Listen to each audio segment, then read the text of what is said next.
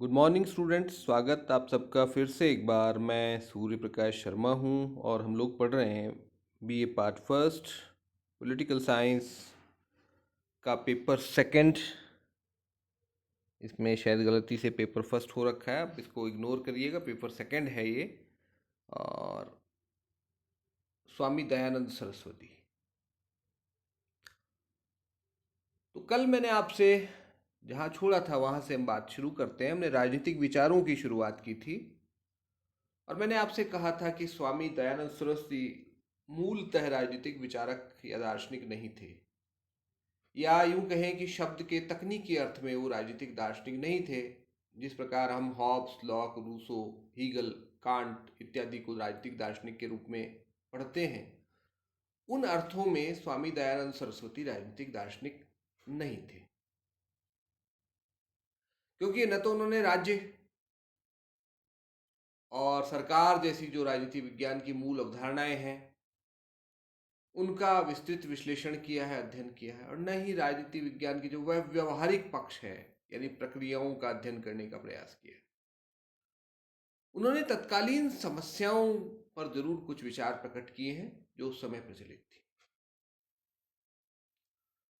इसके बावजूद उनकी जो पुस्तकें हैं, दो मुख्य पुस्तकें हैं, मैंने आपसे बताया था, ऋग्वेद आदि भाष्य भूमिका और सत्यार्थ प्रकाश। इन दोनों में ही एक एक अध्याय ऐसा है जिसमें राजनीतिक विचारों का प्रतिपादन उनके द्वारा किया गया है। मूलतः एक सन्यासी थे, लेकिन इसके बावजूद राजनीतिक चिंतन के इतिहास में उनका महत्व है। उसके दो कारण मैंने आपको बताए थे। पहला कारण तो ये था कि उन्होंने भारतीय राष्ट्रवाद की नींव तैयार करने का कार्य किया था। 19वीं शताब्दी के अंत में जो भारत में राष्ट्रीयता की भावना का विकास प्रारंभ हुआ और 20वीं शताब्दी में ये प्रक्रिया आगे बढ़ी, उस प्रक्रिया की नींव तैयार करने का काम जिन बहुत से विद्वानों, जिन बहुत से महानुभावों ने किया, महापुरुषों ने किया था, उनमें से एक स्वामी दयानंद सरस्वती भी थे। किस प्रकार से उन्होंने ये किया? एक तो भारतीयों को अपने प्राचीन गौरव का भान कराया, अपनी संस्कृति धर्म पर गर्व करना सिखलाया उन्हें। दूसरा, उन्होंने हमारे समाज के अंदर जो विद्यमान कुरीतियां थी उन कुरीतियों पर प्रहार किया, धर्म की बुराइयों पर प्रहार किया और हिंदू समाज में एक एकता की स्थापना करने का प्रयास किया। हिंदू धर्म के अंतर्गत हिंदू समाज जो विभिन्न भागों में, जातियों में बटा हुआ था, वर्गों में बटा था, उसको एक करने का प्रयास किया। तो इस प्रकार से उन्होंने भारतीय राष्ट्रीयता की नींव तैयार की। और दूसरा, उन्होंने एक संगठन की स्थापना की जिसका नाम था आर्य समाज, 1875 में बंबई में। उस संगठन के माध्यम से उन्होंने एक तो हिंदू समाज में एकता स्थापित करने का काम तो किया ही किया, साथ ही इस संगठन के माध्यम से राष्ट्रीय आंदोलन को बड़े बड़े नेता मिले, जिनमें सबसे बड़ा नाम लाला लाजपत राय का है।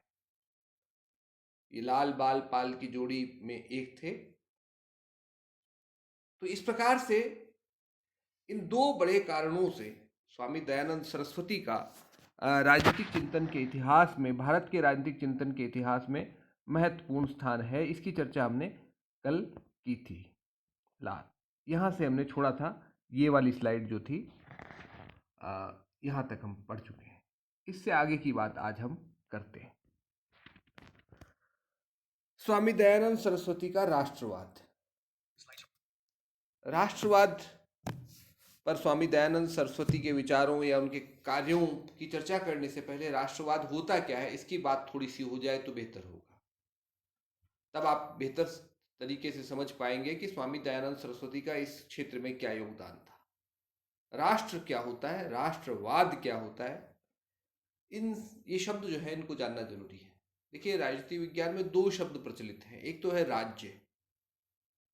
राज्य का मतलब साधारण शब्दों में हम कहें तो होता है देश, कंट्री, जिसको हम बोलचाल की भाषा में कहते हैं। उसका जो तकनीकी शब्द है राजनीति विज्ञान का, वो है राज्य। जैसे भारत, पाकिस्तान, बांग्लादेश, श्रीलंका, भूटान, नेपाल, अफगानिस्तान, ये सब क्या है? ये राज्य हैं राजनीति विज्ञान की शब्दावली में।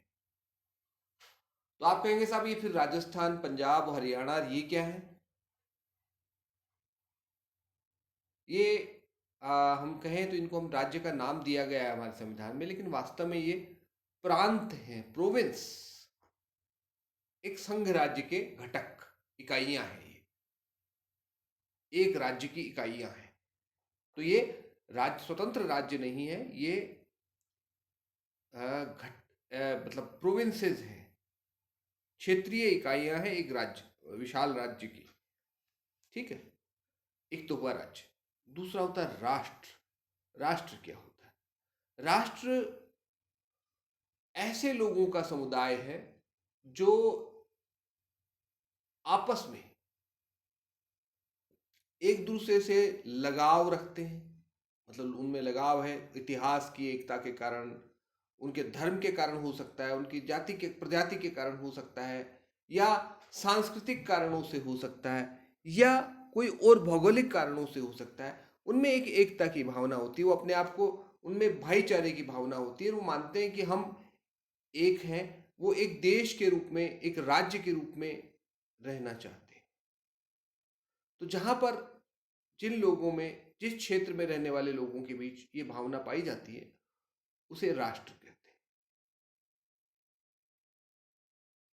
यानी ऐसे लोगों का समुदाय जो अपने आप को किन्हीं भी कारणों से, चाहे ऐतिहासिक कारण हो सकते हैं, चाहे सांस्कृतिक हो सकते हैं, या बौद्धिक कारण भी होते हैं कई बार, अपने आप को एक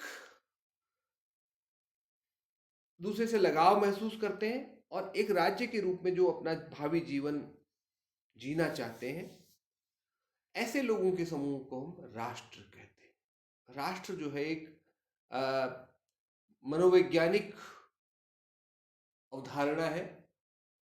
राज्य एक लीगल, यानी अ, कानूनी अवधारणा है। राष्ट्र का कानून से कोई संबंध नहीं है। राष्ट्र और राज्य की जो सीमाएं हैं वो समान भी हो सकती हैं।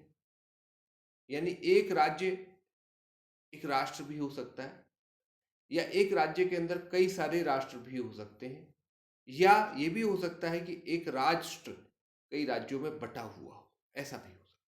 जैसे मैं उदाहरण देकर समझाऊं आपको,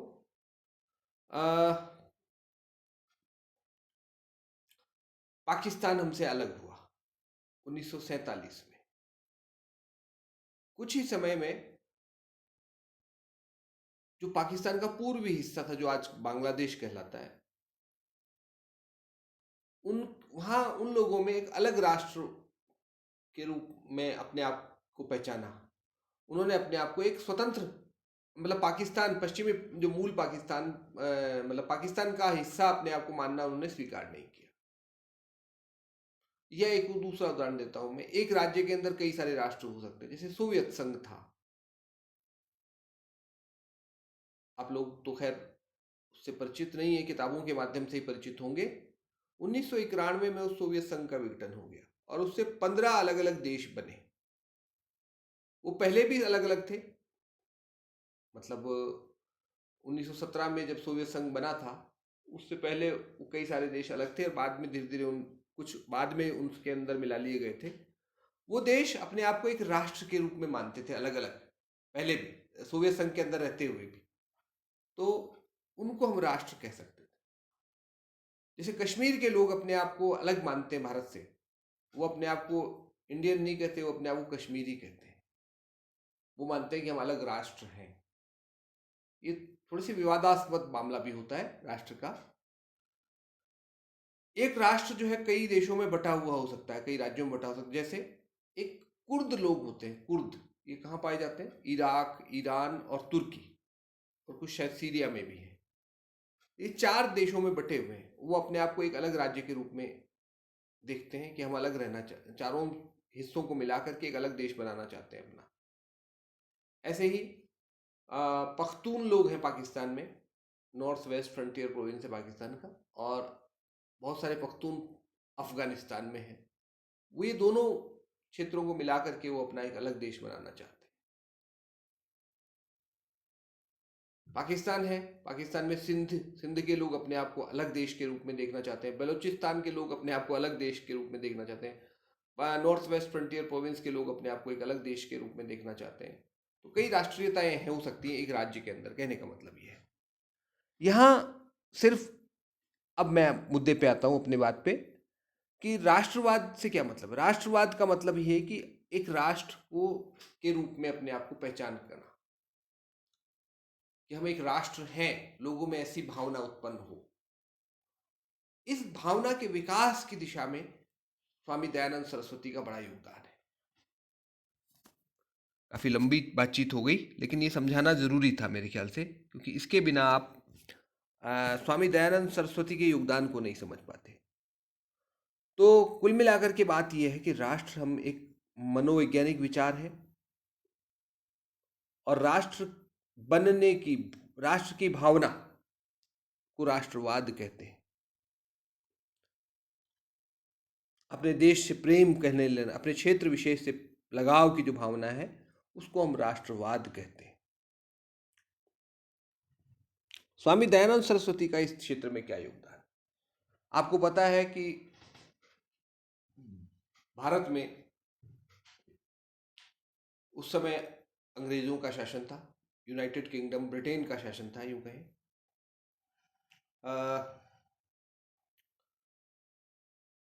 1756 में पहले तो प्लासी का युद्ध, और फिर 1764 का बक्सर का युद्ध,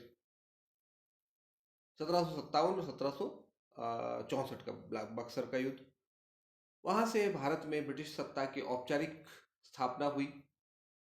फिर 1773 में रेगुलेटिंग एक्ट के माध्यम से ईस्ट इंडिया कंपनी पर नियंत्रण की शुरुआत की ब्रिटिश सरकार ने।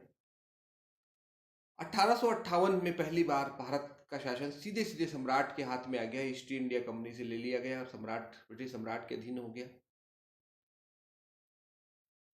और फिर धीरे धीरे ब्रिटेन का नियंत्रण भारत पर बढ़ता गया। ये प्रक्रिया आपको पता है। इसी के साथ साथ भारतीय लोगों में ब्रिटेन से आजाद होने की इच्छा भी उत्पन्न होने लगी, और इसके लिए संगठित प्रयास भी होने लगे।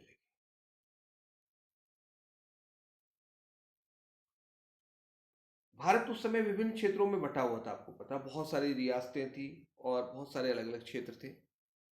मोटे तौर पर दो भाग थे भारत का, एक राजाओं के अधीन था भारत, देसी रियासतें जिसको हम कहते हैं, दूसरा ब्रिटिश भारत था, जो ब्रिटिश सरकार के सीधे नियंत्रण में था। तो राष्ट्रवाद की भावना उत्पन्न होने का मतलब यह है कि लोगों में एकता की भावना उत्पन्न हुई। हमारे यहाँ आपको पता बहुत सारी अलग अलग भाषाएं हैं, अलग अलग संस्कृतियां हैं, इसके बावजूद धीरे धीरे लोगों के बीच ये भावना हुई कि उत्पन्न हुई कि हम एक हैं, और हमें ब्रिटेन से अलग होना चाहिए, अपना एक अलग स्वतंत्र देश बनाना चाहिए। इस पर स्वामी जी का क्या योगदान रहा? देखिए, मैं आपसे पहले भी कह चुका हूं, स्वामी दयानंद सरस्वती न तो कोई राजनीतिक विचारक थे, न राजनेता थे, पॉलिटिशियन भी नहीं थे, और न ही उन्होंने भारत में ब्रिटिश शासन का कभी विरोध किया था। उन्होंने स्पष्ट रूप से कभी विरोध नहीं किया उन्होंने।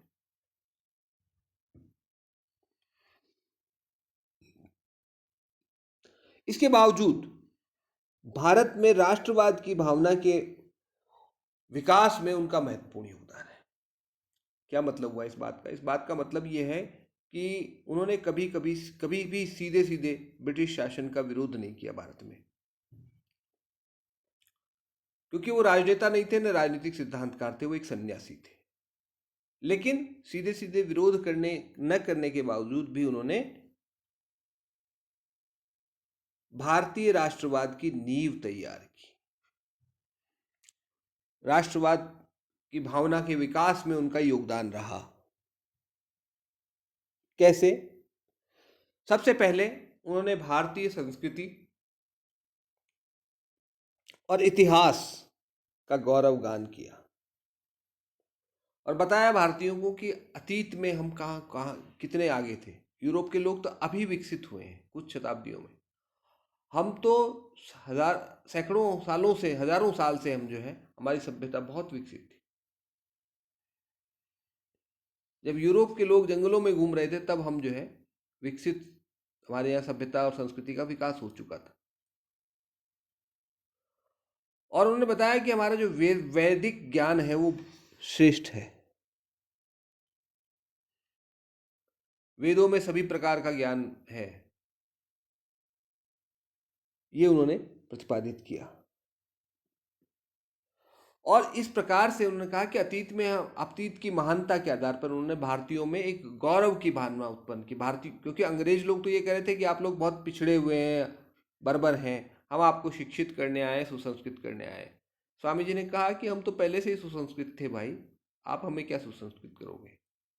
भारतीयों को कहा कि हम तो बहुत प्राचीन सभ्यता है हमारी, तो बहुत प्राचीन संस्कृति है हमारी, और वेदों में सभी प्रकार का ज्ञान उपलब्ध है, ये उन्होंने बताया। और इसका परिणाम ये हुआ कि भारतीयों के अंदर भारतीय संस्कृति के प्रति, धर्म के प्रति, जीवन मूल्यों के प्रति गौरव की भावना उत्पन्न हुई। और उनमें जो हीनता की भाव आ गई थी कि हम तो पिछड़े हुए हैं, अंग्रेजों को श्रेष्ठ मानने की जो भावना आ गई थी उनके अंदर, अपने को पिछड़ा हुआ कमजोर मानने की भावना आ गई थी, उस भावना से उन्हें मुक्त करने का प्रयास किया। तो इस प्रकार से सबसे बड़ा काम उनका ये रहा कि उन्होंने अपने आत्मगौरव, अपनी श्रेष्ठता से हमें परिचित कराया, और हमारे अंदर जो हीनता की भावना आ गई थी उससे हमें मुक्त करने का काम किया। ये बहुत बड़ा काम होता है अपने आप में, अपने अंदर विश्वास पैदा करने का काम उन्होंने किया। दूसरा काम उन्होंने किया,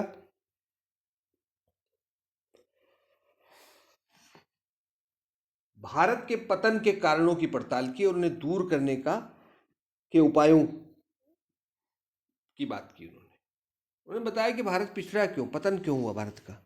हम अगर प्राचीन काल में हम बहुत आगे थे तो आज इस स्थिति में क्यों आए, इस दयनीय स्थिति में क्यों आए, इसका पता लगाया उन्होंने। और उन्होंने बताया कि हमने वेदों को पढ़ना छोड़ दिया, वेदोक्त जीवन शैली को छोड़ दिया, इस कारण से हम पिछड़े हुए। और हमारे अंदर कालांतर में वेदों को न पढ़ने से, वैदिक जीवन शैली को त्याग देने से हमारे अंदर बहुत सारी बुराइयां आ गई। समाज जातियों में, वर्गों में बट गया, स्त्रियों के प्रति अन्याय करने लगे हम। ये सब कारण थे हमारे पतन के, और इसको दूर करने के उपाय उन्होंने फिर बताए। क्या कहा उन्होंने? आलस्य, निष्क्रियता, जड़ता, भाग्यवादिता, भाग्य को मानना, श्रेष्ठ मानना, मतलब काम नहीं करें, भाग्य पर भरोसे बैठ जाएं, के स्थान पर शक्ति,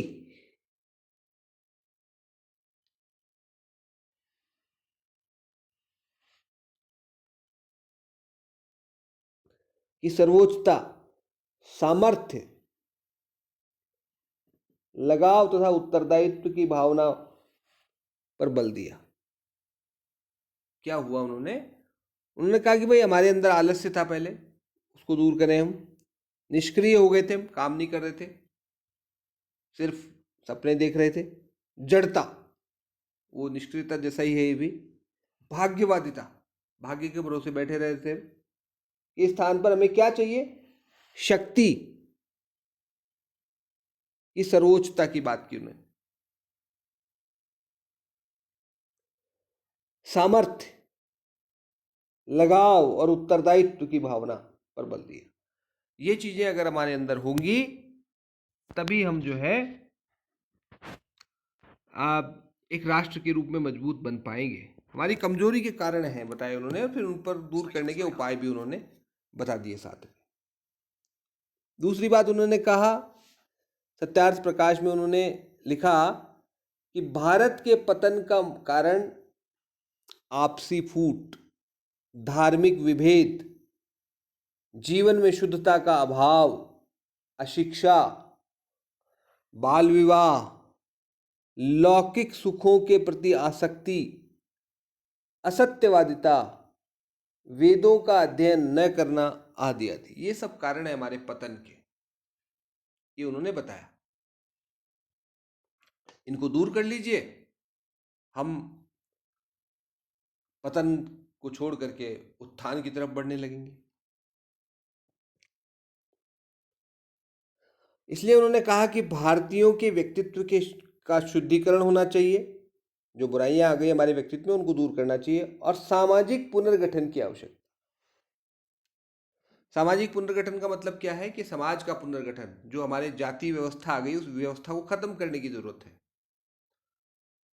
वर्ण के महत्व की तो बात की उन्होंने, लेकिन जाति को खत्म करने की बात की। चौथी बात, उन्होंने अंग्रेज शासकों की श्रेष्ठता, सामाजिक संस्थाओं और आत्म बलिदान की भावना, देशभक्ति तथा सत्ता के प्रति आज्ञाकारिता आदि अच्छाइयों को भी पहचाना। उन्होंने कहा क्या, ये भी उन्होंने पहचाना, केवल अपनी अपनी प्रशंसा ही नहीं की उन्होंने कहा अंग्रेजों में भी बहुत सारी अच्छाई हैं जिनके कारण वो हम पर शासन कर पा रहे हैं। संख्या में बहुत थोड़े हैं वो, लेकिन हम पर शासन कर रहे हैं। उसका कारण क्या है? तो वो कारण उन्होंने खोज के बताए कि एक तो उनकी सामाजिक जो संस्थाएं हैं, सामाजिक ढांचा है उनका, वो बहुत अच्छा है हमारी तुलना में।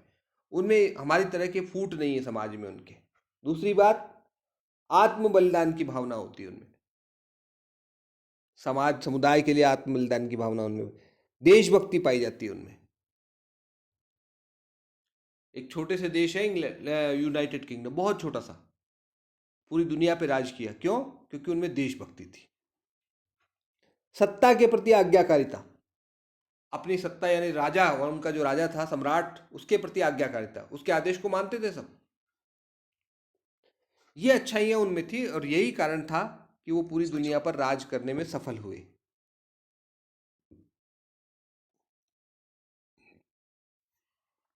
फिर उन्होंने बताया स्वतंत्रता के प्रति गहरा लगाव की बात की उन्होंने। उनका स्वतंत्रता के प्रति लगाव था। उन्होंने सबसे पहले तो बौद्धिक स्वतंत्रता पर बल दिया और कहा कि सभी धर्म ग्रंथों का उन्होंने जो है आलोचनात्मक परीक्षण किया। बौद्धिक स्वतंत्रता का मतलब यह है कि धर्म के अंदर जो बुराइयां आ गई थी उन बुराइयों को समझने की बात की उन्होंने, और सभी धर्मों के ग्रंथों की, चाहे वो हमारे अपने हों चाहे दूसरे धर्मों के हों, उनकी आलोचनात्मक समीक्षा की पर बल दिया। यानी हम आस्था के बजाय, कि सिर्फ आस्था के बजाय उसको तर्क की कसौटी पर कसने की बात की उन्होंने।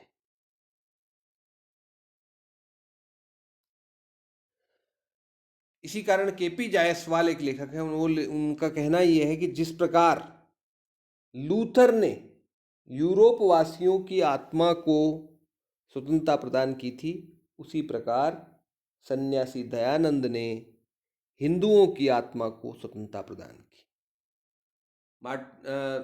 लूथर जो थे, मार्टिन लूथर, जिन्होंने ईसाई धर्म में सुधार की बात की थी, पोप के खिलाफ विरुद्ध जो है वो खड़े हुए थे। पोप के जो पोप की वजह से जो ईसाई धर्म में जो बुराई आ गई थी उनको दूर करने की बात की थी उन्होंने। उसी तरह से स्वामी दयानंद सरस्वती ने हिंदू धर्म, हिंदू लोगों को जो मतलब सही धर्म के सही अर्थ से परिचित कराया। उन्होंने, लूथर ने जो है विभिन्न भाषाओं में बाइबल का अनुवाद करवाया था। उसी तरह से स्वामी जी ने वेदों का हिंदी में अनुवाद करने का काम किया है, आम आदमी तक वेदों को पहुंचाने का काम किया, और कहा कि सबको वेद पढ़ने का अधिकार है, वेद पढ़ना चाहिए। उससे पहले प्रचलित ये था कि भाई शूद्र नहीं पढ़ सकते वेद, ये उन्होंने खंडन किया इस बात का।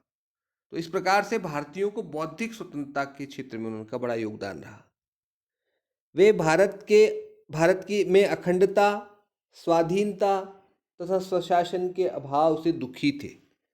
उन्होंने, देखो मैंने पहले भी कहा कि कभी भी ये नहीं कहा कि अंग्रेजी शासन भारत में समाप्त हो जाए, लेकिन उन्होंने अपनी व्यक्तिगत बातचीत में वो इस बात को महसूस करते थे, कह भी थे कि भारत की अखंडता का अभाव है, भारत टुकड़ों में बटा हुआ है, स्वाधीनता नहीं है और स्वशासन नहीं। इन चीजों से वो दुखी थे।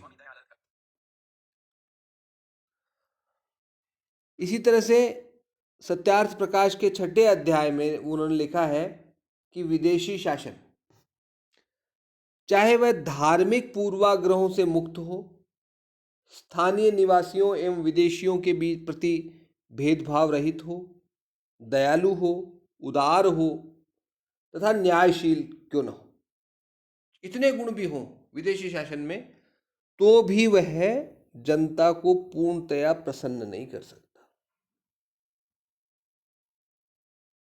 क्यों? क्योंकि हम जानते हैं वही बात कि सुशासन स्वशासन का स्थान नहीं ले सकता। फिर उन्होंने स्वदेशी की भावना पर बल दिया।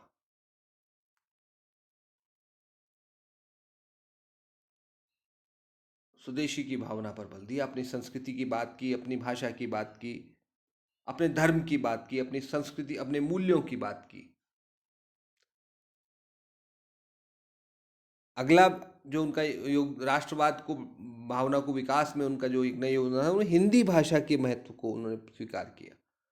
उन्होंने गुजराती थे मूलतः, संस्कृत के अच्छे विद्वान थे, लेकिन इसके बावजूद वो हिंदी में अपने भाषण दिया करते थे, क्योंकि उनको लगता था कि हिंदी ही एक ऐसी भाषा है जो भारतीयों को जोड़ती है।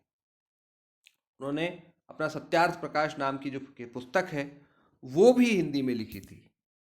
तो इस प्रकार से स्वामी जी ने इन विभिन्न तरीकों से राष्ट्रवाद की नींव तैयार करने का काम किया। विद्वानों का क्या किस प्रकार से मूल्यांकन किया उनके राष्ट्रवाद का, ये भी हम देख लेते हैं। एक लेखक हुए जकारिया, वो कहते हैं कि भारत की दुखद फूट का अंत करने तथा भारत की सामाजिक एकता के लिए दयानंद जाति एवं वर्ग विभेद का अंत करना चाहते थे। सामाजिक फूट का अंत करने के लिए वो जाति प्रथा का अंत करना चाहते थे, ठीक है ना। दूसरी बात, उसे धार्मिक दृष्टि से एक करने के लिए अन्य सभी धर्मों के स्थान पर आर्य धर्म की स्थापना करना चाहते थे तथा राष्ट्रीय दृष्टि से एकता की स्थापना करने के लिए वे राजनीतिक दासता से मुक्ति चाहते थे। आधुनिक हिंदू समाज में संगठन की जो प्रवृत्ति देखने को मिलती है उसका श्रेय दयानंद को जाता है। यानी सामाजिक एकता के लिए काम किया उन्होंने, धार्मिक एकता के लिए काम किया और तीसरा राष्ट्रीय एकता के लिए काम किया, ऐसा जकारिया कहते हैं। दो और विचारकों की बात हम करेंगे। पंडित जवाहरलाल नेहरू। पंडित जवाहरलाल नेहरू ने दूसरे ढंग से उनके राष्ट्रवाद की व्याख्या की है। वो कहते हैं कि आर्य समाज इस्लाम तथा ईसाइयत के प्रभावों विशेषकर इस्लाम के विरुद्ध एक प्रतिक्रिया था। वह आंतरिक रूप से एक संगठनात्मक तथा सुधारात्मक आंदोलन तथा बाहरी दृष्टि से एक रक्षात्मक आंदोलन था। पंडित नेहरू का कहने का मतलब ये था कि स्वामी जी ने जो आर्य समाज की स्थापना की थी वो इस्लाम के विरुद्ध हिंदुओं को संगठित करने के लिए की थी, इस्लाम के प्रभाव के विरुद्ध। और जो ये आर्य समाज था ये एक आंतरिक दृष्टि से तो संगठित करने का आंदोलन था, सुधार करने का आंदोलन था, लेकिन बाहरी दृष्टि से ये इस्लाम से हिंदुत्व की रक्षा का आंदोलन था, ऐसा मानना है पंडित जवाहरलाल नेहरू का। वैलेंटाइन शिरोल भी कुछ इसी तरह की बात करते हैं। ये एक विदेशी लेखक थे जिन्होंने तिलक के बारे में भी इसी प्रकार की बातें की हैं। वो कहते हैं कि दयानंद की शिक्षाओं का सार था हिंदुत्व का सुधार करना उतना नहीं था जितना कि उसे बाहरी प्रभावों के विरुद्ध जो कि उनके समक्ष विराष्ट्रीयकरण का खतरा उपस्थित कर रहे थे, सक्रिय प्रतिरोध के रूप में खड़ा करना था। ये भी वैसी बात कह रहे हैं कि जो आर्य समाज था वो वास्तव में एक सुधारात्मक आंदोलन नहीं था, बल्कि ये प्रतिरक्षात्मक रक्षा के लिए बनाया गया आंदोलन था।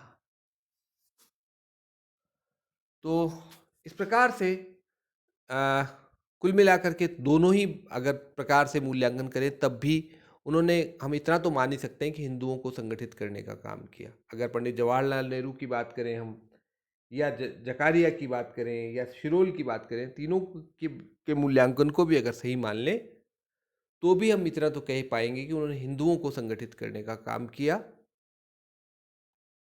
और हिंदू इस देश में लगभग 85% लोग थे उस समय। तो 85% जनता को अगर संगठित करने का काम किया तो क्या ये कम बात थी राष्ट्रवाद के लिए? बहुत बड़ा काम था। तो इस प्रकार से बहुत बड़ा योगदान था स्वामी दयानंद सरस्वती का भारतीय राष्ट्रवाद की भावना के विकास के क्षेत्र में। बाकी बातें हम अगले वीडियो में करेंगे। फिलहाल इतना ही। धन्यवाद।